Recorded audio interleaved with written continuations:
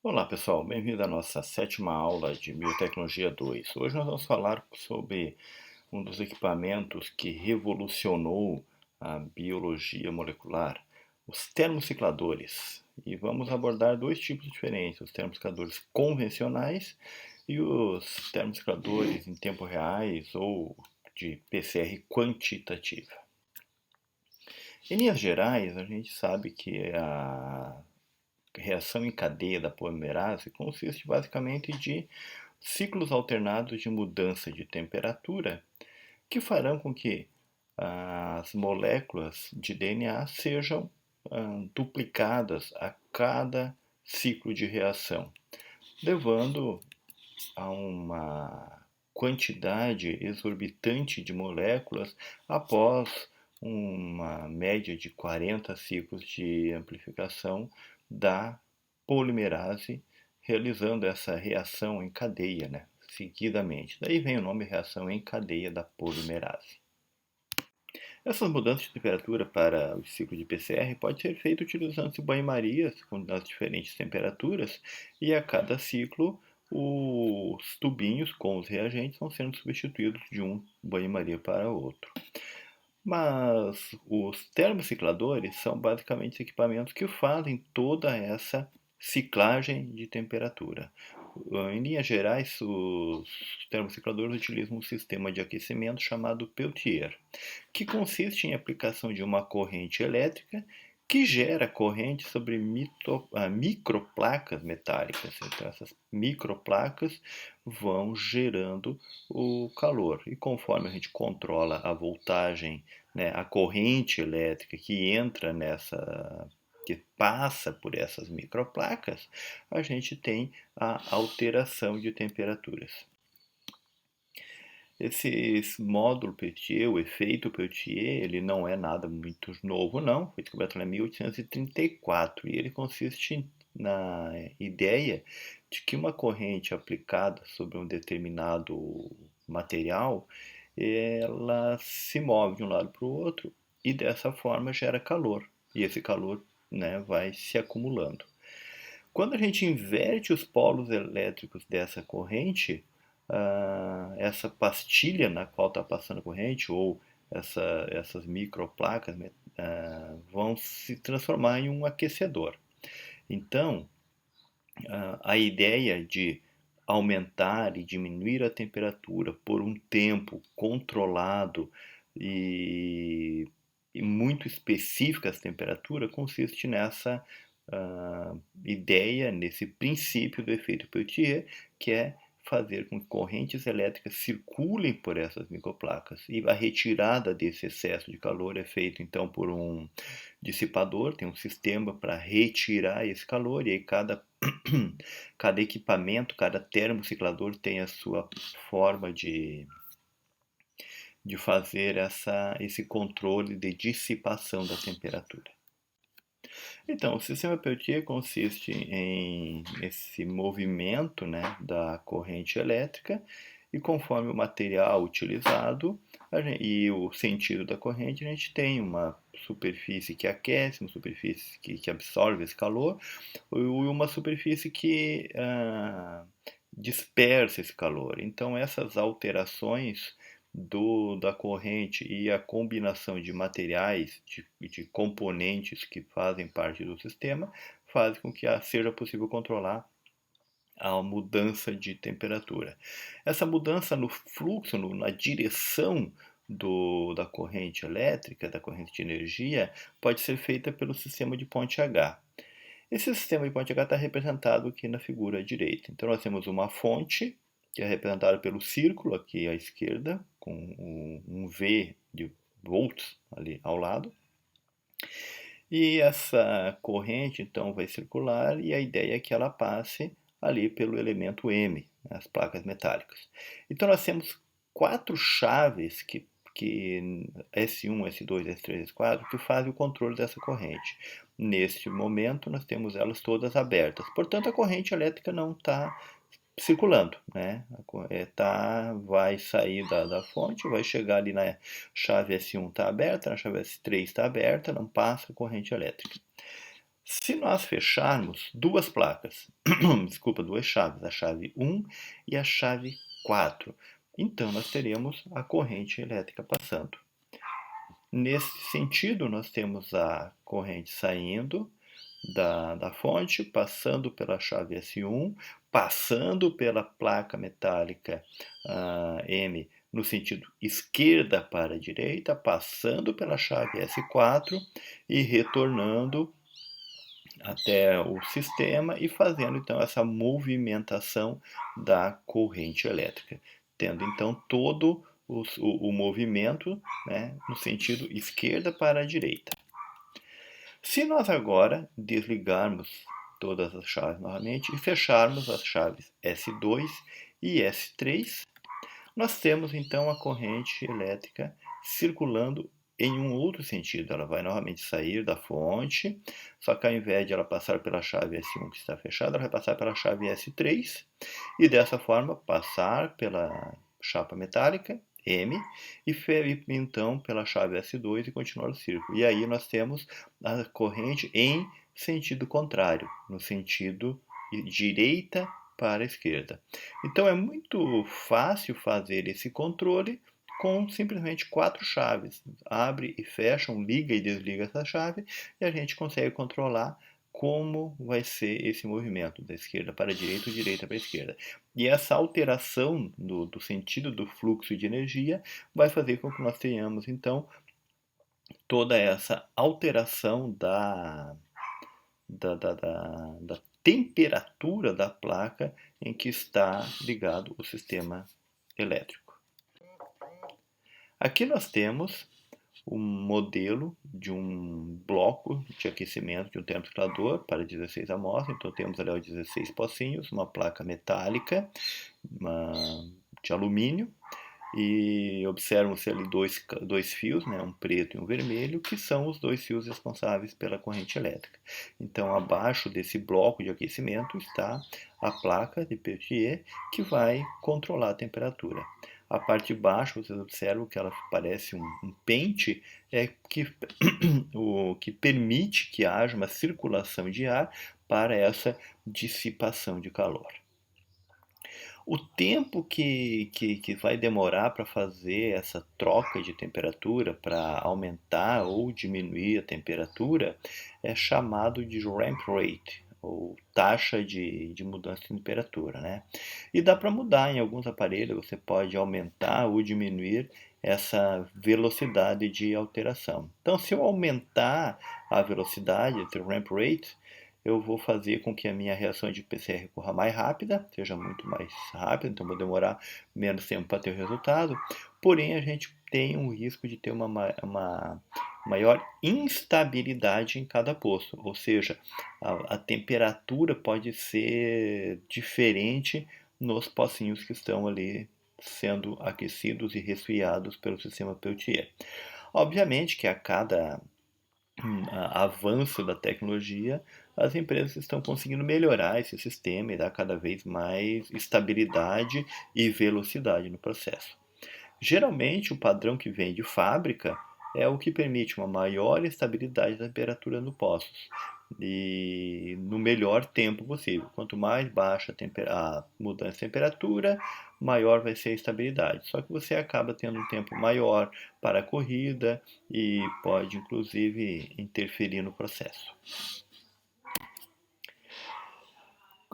Aqui tem um sistema de um aparelho da empresa Biorate que tem duas ventoinhas que a gente observa ali, que estão colocadas atrás do sistema Peltier, atrás do aparelho, e quando precisa então dissipar o calor, esse sistema vai, né, botar ar, as ventoinhas ligam com esse movimento de ar, o ar vai passar por aquela parte que eu apresentei anteriormente, ali, que parece um pente, né, embaixo do bloco, e o ar passando por ali dissipa o calor. Quando precisa esquentar, a ventoinha desliga e aumenta a temperatura. Então há todo um controle eletrônico desse sistema de aquecimento, resfriação, mudança no sentido da corrente elétrica e liga e desliga a ventoinha.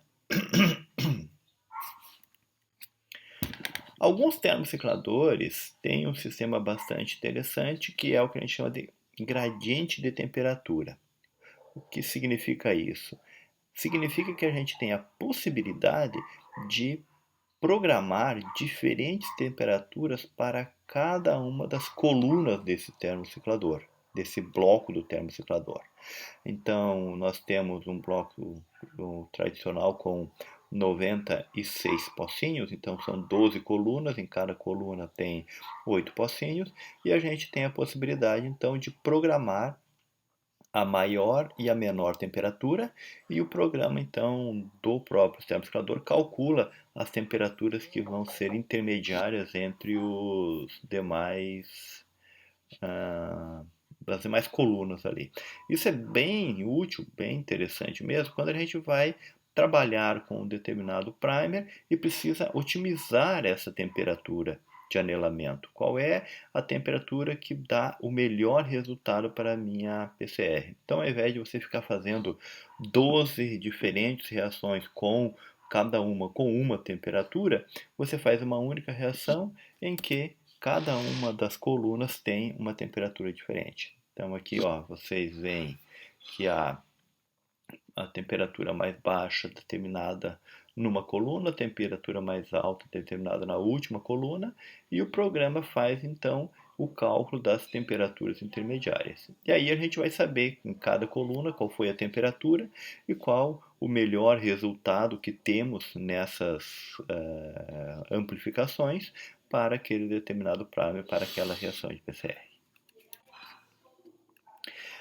Uma das situações que era um pouco complicada no início, principalmente das reações de PCR, é que o bloco vai atingir uma temperatura de ao menos 95 graus Celsius durante o período de desnaturação do DNA. E com essa temperatura acaba ocorrendo a evaporação da água que está ali naquela reação. E com isso vai alterar a concentração dos reagentes, vão ficar gotículas espalhadas pela tampa, pelas paredes do tubo, e com isso a reação não ocorre de maneira uniforme. Então, inicialmente, o que se fazia era adicionar primeiro se prepara a reação, tinha o produto da reação, e sobre esse produto colocava uma gotinha de óleo mineral. O óleo mineral, então, não iria evaporar essa temperatura de 95 graus Celsius e funcionava como uma barreira, evitando que o líquido da reação evaporasse. Atualmente, os termocicladores têm a possibilidade de aquecimento da tampa, que é uma temperatura acima da temperatura máxima do bloco. Então, se o bloco vai ter a temperatura de 95 como temperatura máxima, a tampa vai ter uma temperatura de 105, por exemplo. E essa temperatura mais alta da tampa evita que haja a evaporação da solução no tubinho de PCR.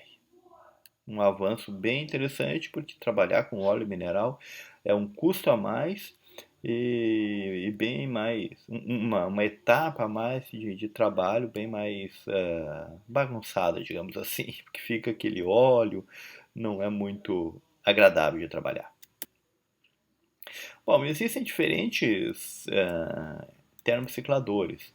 E aí, qual utilizar, qual buscar, qual é mais útil para o laboratório, para o experimento, vai depender realmente das demandas. Então, o mais comum nos laboratórios em geral é o termociclador que tem um único bloco para 96 amostras. Então, a gente consegue ali fazer de 1 até 96 reações, utilizando o mesmo ciclo de PCR, as mesmas temperaturas, tudo mesmo programa, exatamente a mesma coisa para todas as amostras. Existem termocicladores que têm 2 blocos para 48 amostras cada, e esse permite que você tenha uma programação para cada bloco. Então você pode ao mesmo tempo correr de 1 a 48 amostras com um programa, com uma temperatura, com uma ciclagem, e de 1 a 48 amostras com outra temperatura e outra ciclagem. Então vai permitir que você tenha, se você trabalha com poucas amostras, você tenha duas reações diferentes correndo ao mesmo tempo ali, com primers diferentes, com ciclos diferentes.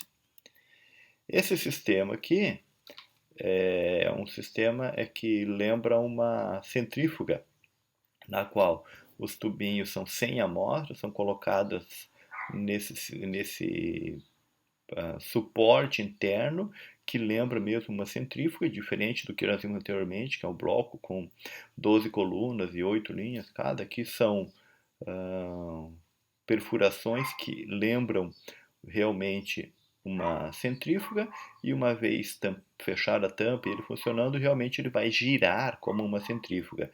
E as mudanças de temperatura ocorrem ali dentro, e o sistema vai girando aqui para que ocorra esse contato com as temperaturas. E existem sistemas que, por exemplo, este aqui da T-Robot, tem pocinhos bem menores, então 384 amostras podem ser avaliadas ao mesmo tempo. Né? Os mais convencionais são 96 amostras, nesse sistema nós temos possibilidade de até 384 amostras correndo ao mesmo tempo. E além disso, ele tem a possibilidade de ser integrado a outros equipamentos em todo um sistema robótico. Então a gente tem a possibilidade de ter dentro de uma única plataforma, de um único espaço, por exemplo, um equipamento de pipetagem robotizado. Então, ao invés de você ir lá e ficar pipetando cada coisa, você tem um sistema que pipeta, e daí, uma vez pipetadas as amostras nas plaquinhas, se o sistema é robótico, então tem bracinhos, tem garras que vão pegar essa placa, levar para o termociclador, encaixar. Dá para fazer todo o sistema. A gente tem hoje tecnologias que fazem desde a extração do DNA até o processo de genotipagem, todo o processo automatizado, com pequenos momentos de interferência humana, de precisar realmente a gente botar a mão para fazer alguma coisa. Todo o sistema é automatizado, tudo acontece automaticamente, sem intervenção humana, permitindo uma maior garantia de que não vai ter contaminação por ter contato com o espaço externo, que uma garantia de maior precisão na pipetagem, nos controles e tudo mais. Obviamente isso tem um custo financeiro, um custo econômico.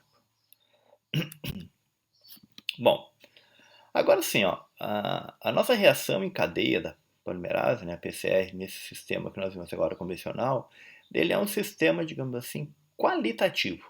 O que ele nos permite é observar se amplificou ou não amplificou um determinado fragmento de DNA de um determinado tamanho.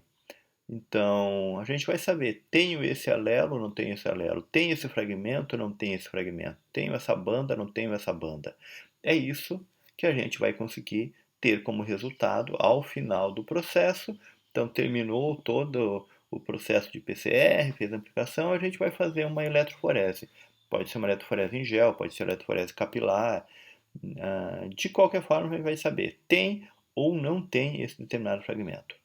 Agora, a quantidade do fragmento, se ele tem em maior ou menor quantidade, é um processo que a gente não consegue determinar através desse sistema de PCR convencional. Uma maior intensidade da banda, uma maior intensidade do pico avaliado, não necessariamente significa que esse DNA está em maior quantidade naquela amostra ou em menor quantidade. Simplesmente pode ser um artefato da reação em função de ter inicialmente uma quantidade maior ou menor de DNA, por ser um fragmento de tamanho diferente, por isso ele tem uma preferência durante a amplificação, porque ele é mais curtinho, então amplifica mais fácil, etc. Isso faz com que a gente não consiga, por exemplo, ter uma avaliação de uma expressão diferencial de um determinado gene. Eu quero saber se em um determinado tecido ou se sobre um determinado tratamento, uma condição ambiental específica, um determinado gene é expresso em maior ou menor grau, em maior ou menor nível. E isso a gente não consegue com esse sistema.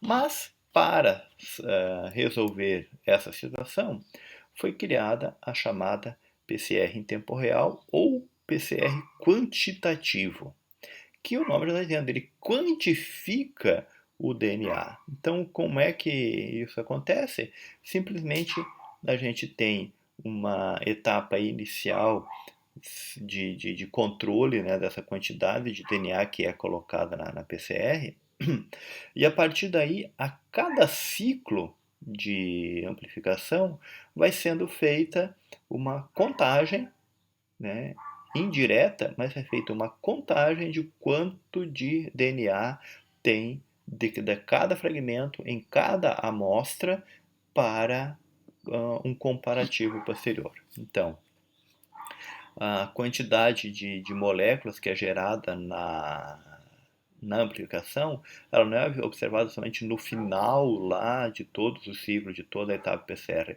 A cada ciclo de PCR, ou seja, a cada vez que ocorre desnaturação, anelamento do primer e elongamento da cadeia, cada vez que isso termina, esses três etapas da mudança de temperatura, é feita um registro da quantidade de moléculas que tem.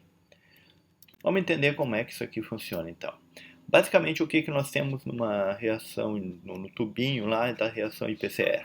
Nós vamos ter, basicamente, o DNA que a gente quer quantificar, né? Geralmente, a gente tem amostras de cDNA, ou seja, DNA complementar, né? Que é gerado a partir de uma molécula de RNA mensageiro.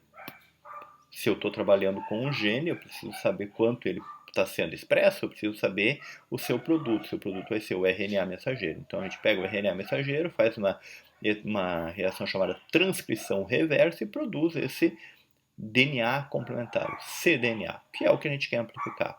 A gente tem uma DNA polimerase, a enzima que faz a polimerização normal, né?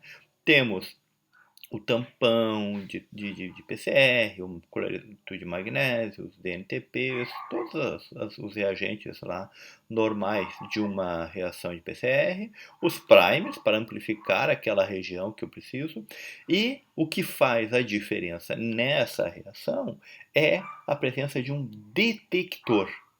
Esse detector é que permite que a gente faça então essa quantificação, essa contagem de quanto tem daquela molécula de DNA.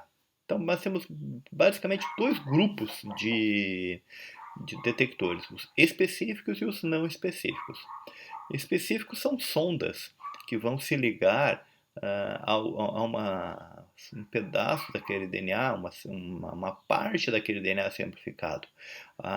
São bem específicos porque ele só vai se ligar naquela região que ele é complementar, certo? E os não específicos são marcadores fluorescentes que se ligam na molécula de DNA de dupla fita. Simplesmente eles se ligam na molécula, não interessa qual é essa região que está sendo amplificada, ele se liga. Então, um exemplo de sonda é a chamada TechMan e um exemplo de marcador fluorescente é o CyberGreen. A gente já vai dar uma olhada nas especificidades de cada um desses. E o equipamento em si, qual é a diferença? Não pode ser o mesmo equipamento, simplesmente o sistema Peltier vai fazer a mudança de temperatura, vai aumentar e diminuir a temperatura, mas o que vai acontecer para que a gente possa fazer essa quantificação? Então, basicamente, a PCR quantitativa, ela é baseada digamos assim, a combinação de dois equipamentos. O termociclador, que faz a reação de PCR normalmente, e o espectrofluorômetro, que é um equipamento que consegue captar a fluorescência que é emitida, seja pela sonda ou seja pelo marcador. Então, vai sendo realizada a reação de PCR, aqui na nossa imagem à direita é nessa parte de baixo ali do equipamento. Então, ali é um termociclador, vai ser feita ali a reação de PCR, tem as mudanças de temperatura, sistema Peltier, tudo da mesma forma, e uma câmera que está ali em cima vai captar a fluorescência que é emitida cada vez que termina aquele ciclo de desnaturação, anelamento e elongação da cadeia. Tá? Isso tudo é transmitido para um computador que tem um software que vai identificar essa fluorescência, a quantidade de fluorescência, e vai traçando, desenhando um gráfico que nos mostra quanto a gente tem de cada um em cada um daqueles pocinhos, em cada uma das amostras. Então, vamos começar falando aqui desse sistema não específico, que é o sistema CyberWin. Ele é o sistema fácil, tá, de fazer, não tem grande segredo. Ele é barato e ele é bastante sensível. Então ele tem essas vantagens, ele funciona muito facilmente, é fácil de fazer, ele é relativamente bem mais barato que os outros sistemas e ele é bastante sensível. Então a gente tem ali a imagem, ó, o que está acontecendo. Temos as estruturas pretas aqui que são as moléculas de DNA, essas mais curtinhas são os primers, e as bolinhas verdes são as moléculas de CyberGreen, que é uma molécula fluorescente. Então, enquanto o DNA está em fita simples, o CyberGreen não se liga no DNA e não tem fluorescência. Ele não fluoresce quando ele não está ligado no DNA. Quando ocorre o anelamento do primer, começa a se formar uma fita dupla. Aí sim, o CyberGreen se liga. O CyberGreen somente se liga na dupla fita de DNA. Então, quando ele se liga na dupla fita de DNA, ele emite uma fluorescência. E aí, quando a gente tem então toda a extensão da molécula, vai ter ali uma quantidade de moléculas de CyberGreen ligadas, emitindo uma quantidade de fluorescência. Então, a cada vez que eu tenho novas moléculas sendo produzidas, quanto mais DNA eu tiver sendo amplificado, mais moléculas de CyberGreen vão estar ligadas nele, maior a fluorescência, e dessa forma o sistema, o computador, consegue identificar quanto de DNA tem ali.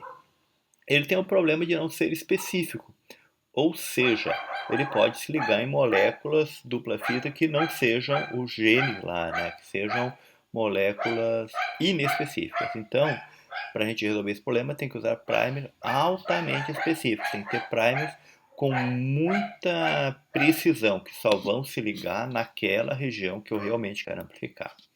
Aqui o que pode acontecer, ó, na primeira imagem ali da esquerda, em cima, a gente tem a molécula de DNA amarela com azul, que é o nosso alvo. É essa ali que nós precisamos avaliar, quantificar.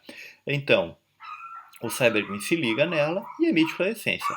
Se o primer não for muito bem desenhado, não for muito específico, ele pode se ligar em uma outra região de DNA e também fazer uma amplificação, gerar uma molécula dupla fita que não é o nosso alvo, uma molécula inespecífica.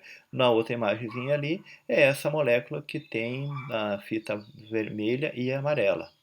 O CyberGreen vai se ligar da mesma forma. Então, nesse caso, a gente vai ter uma amplificação de um outro, ou vai ter, desculpa, amplificação de outro produto e da mesma forma vai se ligar ao CyberGreen e vai fluorescer também. Então, vai determinar ali nesse exemplo o dobro de fluorescência, só que na verdade a gente só tem uma molécula que foi amplificada e do alvo, né, somente uma que deveria contar, e vão estar contando duas.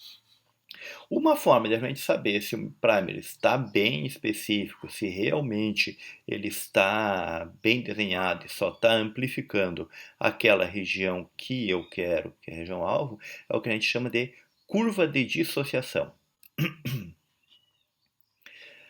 A curva de dissociação consta de você colocar as suas moléculas de DNA e ir aumentando gradativamente a temperatura no termociclador, de forma que vá ocorrendo a desnaturação.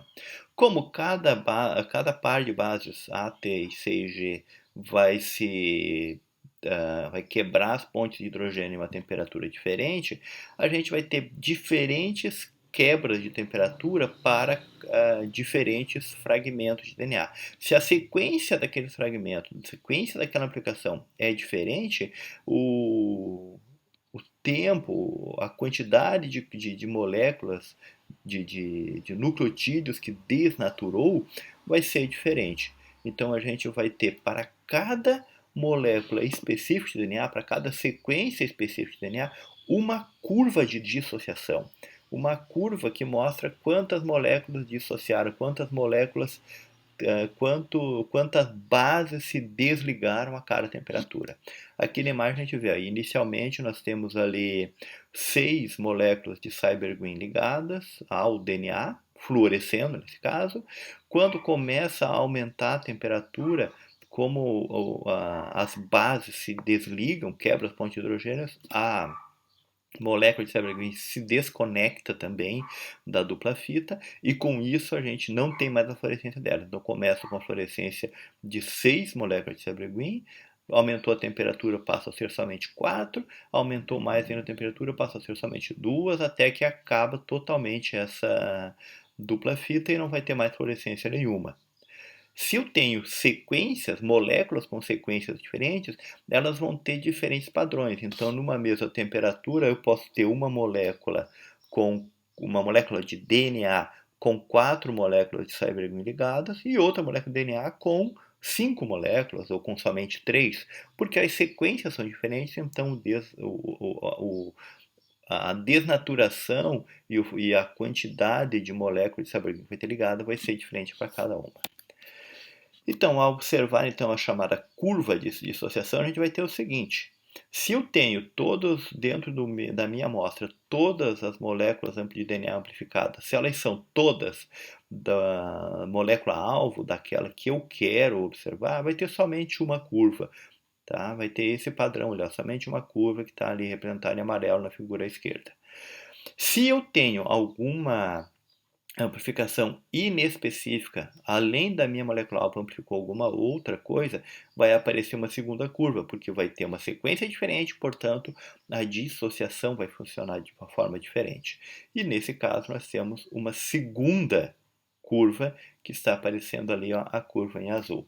Então, dessa forma, fazendo esse teste da curva de dissociação, a gente pode saber se tem ou não a inespecificidade da amplificação. E isso, então, vai ser objeto de a gente dizer, ok, tá bom, posso continuar meu experimento, ou não, eu preciso otimizar essa reação de PCR, melhorar o meu primer, melhorar a temperatura de anelamento, otimizar para que eu tenha somente o meu alvo específico sendo amplificado. Então, basicamente, o que nós temos na técnica do cybergreen é isso aqui. A cada ciclo de amplificação, a gente vai ter uma maior quantidade de moléculas dupla fita e, por consequência, uma maior quantidade de moléculas cybergreen ligadas à dupla fita e, por isso, maior fluorescência. A técnica de sondas ela é bem mais específica, por quê? Porque a sonda vai se ligar exatamente numa região do gene. Então tem que ser desenhado uma sonda que se liga numa região bem específica, uma região que seja única e exclusivamente daquele gene que nós queremos amplificar. Então, basicamente o que a gente vai usar? Além daqueles reagentes que a gente já falou para qualquer outro PCR, primers, TAC polimerase, DNTP, magnésio, tampão, nós vamos precisar usar uma sonda.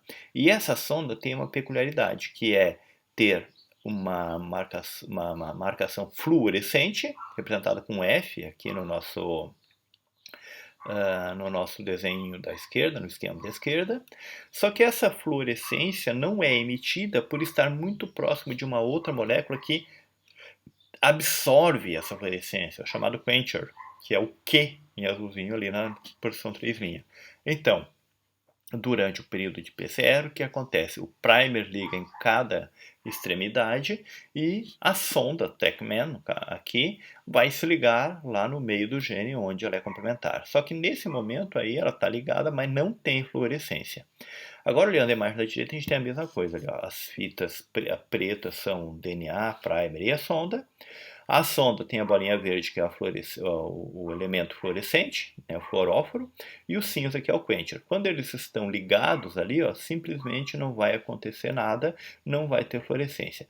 Conforme o primer se liga e vai ocorrendo o elongamento da cadeia, vão sendo colocadas bases, quando a DNA polimerase chegar lá na sonda, ela vai tirar aquela base fluorescente, vai desligar para colocar uma nova base. E ao desligar essa base fluorescente, ela vai sair de perto do quencher. Ao sair de perto do quencher e ficar liberada no ambiente, ela vai emitir fluorescência. Então, somente vai emitir fluorescência se ela estiver ligada na fita de DNA e a DNA polimerase, durante a amplificação, for lá e desligar ela, tirar ela de perto do quencher. E isso vai fazer com que haja fluorescência, certo? Dessa forma, só vai ocorrer a emissão da fluorescência e a contagem daquela amplificação se a sonda se ligar na região, no gene que está sendo amplificado. Sem essa ligação, não acontece a amplificação. Então, faz com que seja somente para realmente regiões específicas, amplificação bem específica. Então, funciona dessa forma aqui, ó. Nós temos o fluoróforo, que emite a fluorescência, mas ele está perto do quencher, que absorve essa fluorescência emitida. Então, o computador, né, o sensor, a máquina fotográfica, não vai captar esta fluorescência. Como não capta a fluorescência, não se conta isso como a existência de uma amplificação. Quando ocorre a expansão da fita, a DNA polimerase vai lá e acaba desligando essa base que tem o fluoróforo. Quando ele fica longe do quencher, o quencher não vai mais absorver a fluorescência dele. A fluorescência vai ser liberada na reação e dessa forma teremos então a leitura de que existe uma fita que foi amplificada ali. Tá? Então o quencher não vai conseguir absorver essa emissão porque ele fica longe. Quando ele está pertinho, ele absorve. Quando está longe, não absorve. Certo? E aí o fluoróforo emite essa fluorescência e vai ser captada pelo equipamento. Tá? Então, a sonda Techman é bem específica, possibilita multiplex, ou seja, você pode fazer amplificação de diferentes regiões ao mesmo tempo, diferentes genes ao mesmo tempo, tendo uma sonda com fluorescência diferente para cada um desses genes. Então, um gene vai ter fluorescência verde, outro azul, outra amarela, outra vermelha. E cada um, quando for amplificado, vai ser captada a emissão e você consegue observar todas elas numa única reação em PCR. Os dois problemas são que ela é cara, né? A sonda Techman é um reagente caro para se adquirir, para comprar, e se ela não for bem feita, se o quencher não for efetivo, pode ter a emissão de fluorescência e a gente ter falsos positivos, ou seja, vai ter fluorescência sem que a sonda realmente tenha se ligado na molécula de DNA que era para ser amplificada. Isso vai fazer com que tenha uma fluorescência maior do que deveria ter.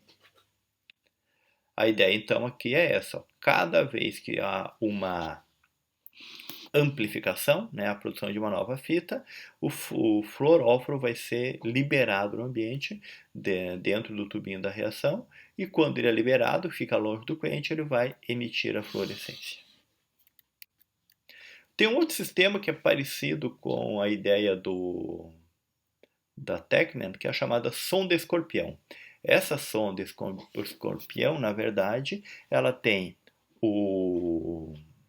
a sonda em si, a região onde está o fluoróforo, ligado com o primer. Então está ali, ó, a regiãozinha do primer, lá embaixo da esquerda, está o primer, e um pouco à frente tem essa região com a fluorescência, está ali o R e o quencher, né, o Q.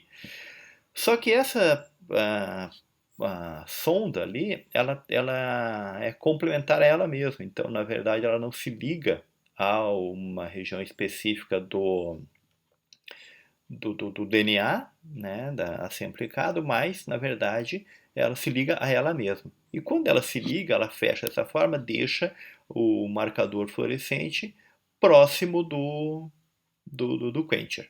Tá? Na próxima etapa, então, vamos seguir aqui, ó, no desenho da direita, esse primer vai se ligar no DNA, então está ali o primer, certo? E quando a fita for se amplificando, né, vai fazendo a geração, a gente vai ter mudanças de temperatura. Vou passar para a próxima para ficar mais fácil. Olha aqui, ó. Nós temos uma primeira etapa, então, com o anelamento do primer a temperatura de 55 graus Celsius, né? E o quencher está ali, ó, próximo da fluorescência, do fluoróforo, e, portanto, não tem nenhuma amplificação, não tem nenhuma emissão de fluorescência. Ligou o primer ali, aumenta a temperatura, PCR normal, né? Aumenta a temperatura para fazer a amplificação. Então, lá a 72 graus Celsius, temos a TAC DNA polimerase fazendo a amplificação, colocando as basezinhas no seu lugar, e continua a sonda ali ligada e o quencher próximo do fluorescente e, portanto, sem emissão de fluorescência. Terminada a amplificação, terminada a extensão, o que se faz, né, a próxima etapa é novamente aumentar a temperatura para que haja o anelamento, a desnaturação do DNA para a nova amplificação, atingindo então 95 graus Celsius. Quando atinge 95 graus Celsius, essa temperatura é alta o suficiente para que a sonda também desnature. Dessa forma, desnaturou a sonda e a fluorescência vai ficar longe do quencher. Portanto, vai ocorrer a emissão da fluorescência. Tá? Emite fluorescência novamente. E aí a gente segue com a nossa próxima etapa, que é baixar a temperatura novamente. E ao baixar a temperatura novamente, essa fita que tinha o quencher e a fluorescência vai se ligar novamente. E assim a gente vai tendo a cada ciclo essa emissão, tá? Algumas vantagens são que ela é altamente específica e é um ciclo muito rápido, né? Uma ciclagem rápida, as temperaturas são rápidas. E as desvantagens é que, novamente, fazer esse desenho do primer, da sonda certinho, é trabalhoso para que a gente tenha especificidade, que a gente tenha essa complementaridade entre a sonda e primer, o anelamento para que ele fique quencher próximo da fluorescência. Isso aí é trabalhoso e acaba custando caro também. As duas técnicas mais utilizadas são realmente o CyberGreen e a TACMan. Eu trouxe essa sonda escorpião para vocês verem que existem mais algumas que eu não estou abordando aqui nessa aula, né? Mas basicamente a ideia é que vocês vejam que temos a técnica usando CyberGreen, a técnica usando TACMan, que são as duas amplamente utilizadas, e temos ainda outras alternativas para isso aí. Ok, mas vamos entender então como são analisados esses dados. Nós temos alguns elementos importantes aqui. O threshold é o nível de fluorescência mínimo necessário para que haja captação pelo equipamento. Então, abaixo desse nível, abaixo dessa quantidade de fluorescência, vai ocorrendo a amplificação, vai emitindo fluorescência, mas não é o suficiente ainda para que seja detectada pelo equipamento. Tá?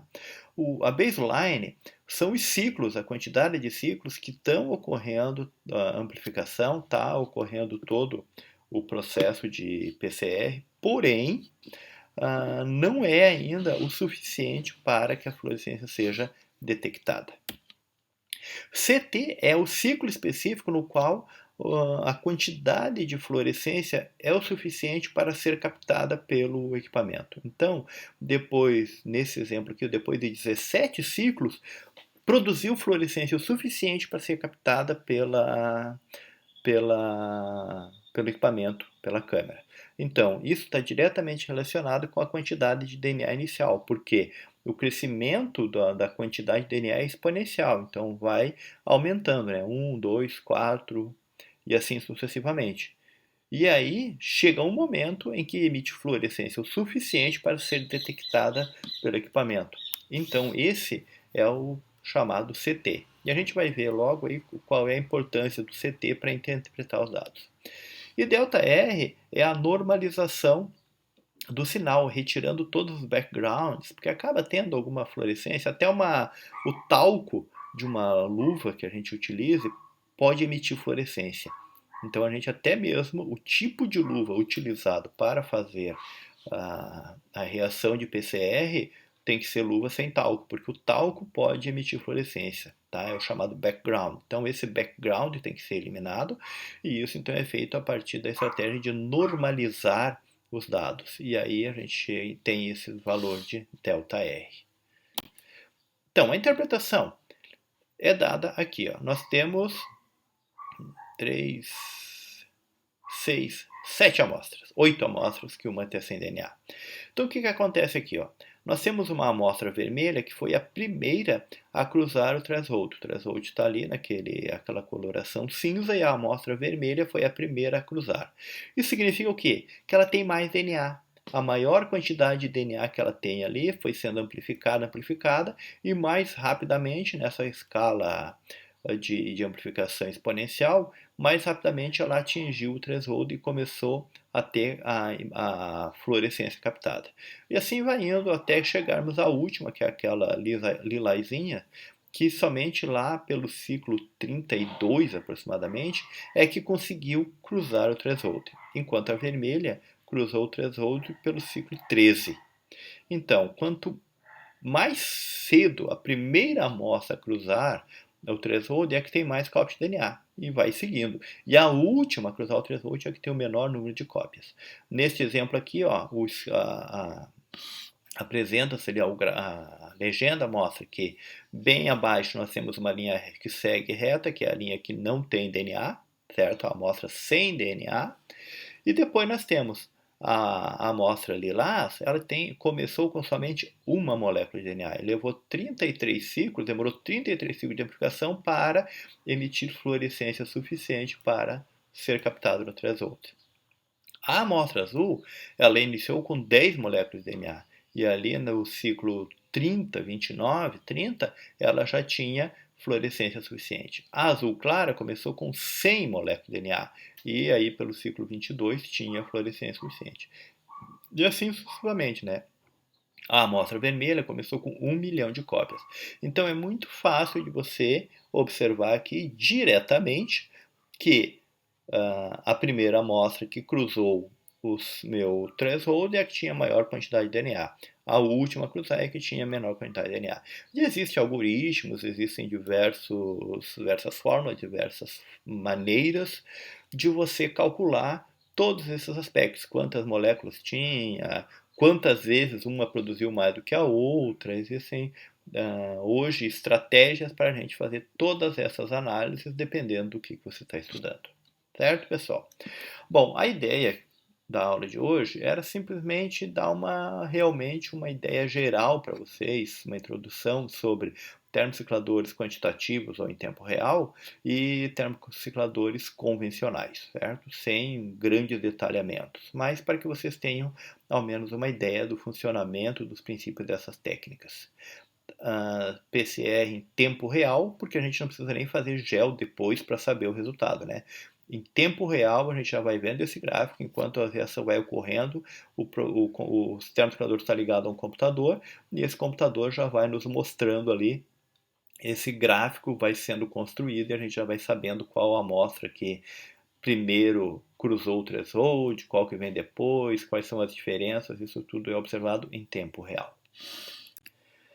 Para a próxima aula, então, nós vamos falar sobre sequenciamento de DNA, ou seja, vamos relatar, explicar, discutir desde os processos mais simples, lá do início do sequenciamento de sangue, até o sequenciamento de nova geração, em que a gente tem possibilidade de sequenciamento de enormes quantidades de bases, sequenciamento de molécula única de DNA, de uma única célula, sequenciamento a campo, posso levar o sequenciador lá para no meio do mato, posso levar na fazenda, na lavoura, onde eu quiser e fazer sequenciamento. Tudo isso a gente vai discutir na próxima aula. Muito obrigado pela atenção de todos e até a próxima. Tchau, tchau.